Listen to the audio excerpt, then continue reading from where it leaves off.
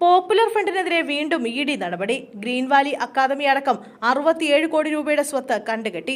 തിരുവനന്തപുരത്തെ STPയുടെ ഭൂമിയും കണ്ടുകെട്ടിയിട്ടുണ്ട്.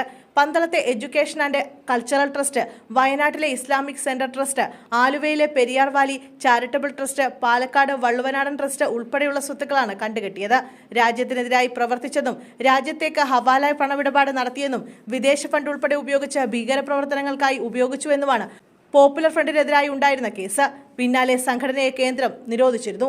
ഇതുവരെ 129 കോടി രൂപയുടെ സ്വത്തുക്കളാണ് പോപ്പുലർ ഫ്രണ്ടുമായി ബന്ധപ്പെട്ട കേസിൽ ഇഡി കണ്ടുകെട്ടിയത്. 2022 പോപ്പുലർ ഫ്രണ്ട് ഓഫ് ഇന്ത്യയുടെ പ്രവർത്തനങ്ങൾ കേന്ദ്ര സർക്കാർ നിരോധിച്ചത്.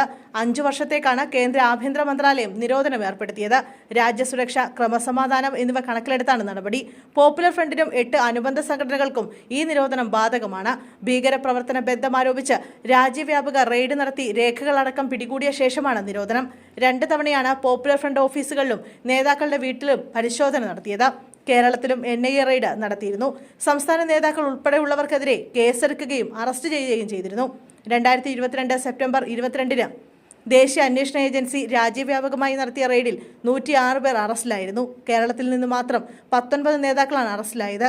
റെയ്ഡിന് പിന്നാലെ പോപ്പുലർ ഫ്രണ്ട് കേരളത്തിൽ ഹർത്താൽ നടത്തിയിരുന്നു. എന്നാൽ NIA റെയ്ഡും നടപടികളും തുടർന്നു. ഇതിനിടെയാണ് അപ്രതീക്ഷിത നീക്കവുമായി പോപ്പുലർ ഫ്രണ്ടിനെ നിരോധിച്ച് ഉത്തരവിറങ്ങുന്നത്.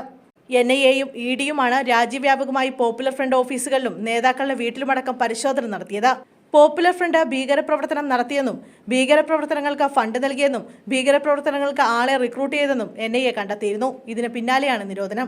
പോപ്പുലർ ഫ്രണ്ട് അടക്കം 42ലേറെ സംഘടനകളാണ് കേന്ദ്രത്തിന്റെ നിരോധിത സംഘടനാ പട്ടികയിലുള്ളത്.